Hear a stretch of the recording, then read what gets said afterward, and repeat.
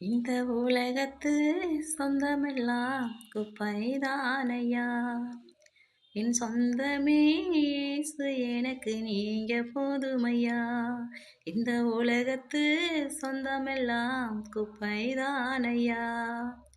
என் சொந்தமே இயேசு, எனக்கு நீங்க போதுமையா. என்னாலும் எங்கூட இருப்பவர் நீங்க தானையா.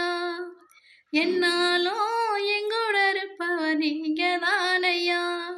ஏன் ஏக்கமெல்லாம் தீர்த்து வைக்கும் இயேசு நீதானையா.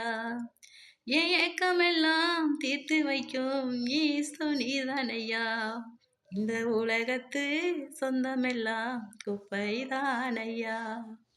என் சொந்தமே இயேசு, எனக்கு நீங்க போதுமையா. கர்த்தருடைய நாமம் மகிமைப்படுவதாக. இந்த உலகத்து சொந்தமெல்லாம் அது என்றைக்குமே குப்பைதாங்க. இந்த உலகத்து சொந்தமே நமக்கு குப்பைதாங்க. நம்ம ஆராதிக்கிற இயேசு தாங்க நம்மளை என்றைக்கும் பாதுகாப்பார். ஆமேன். விசுவாசமாக சொல்லுங்க, சரிங்களா? நம்மளை நேசிக்கிற மனிதர்கள் எல்லாருமே நம்மளை கைவிட்டுருவாங்க.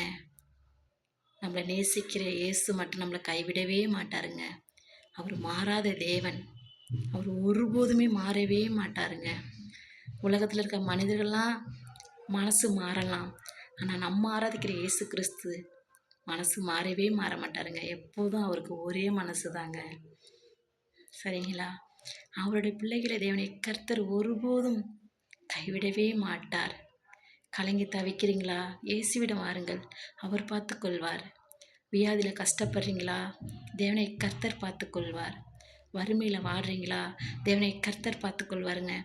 எல்லாத்தையுமே எல்லா கஷ்டத்தை பாரத்தெல்லாம் கர்த்தர் மீது வைத்து விடுங்கள், அவர் பார்த்து கொள்வார். ஆமென்.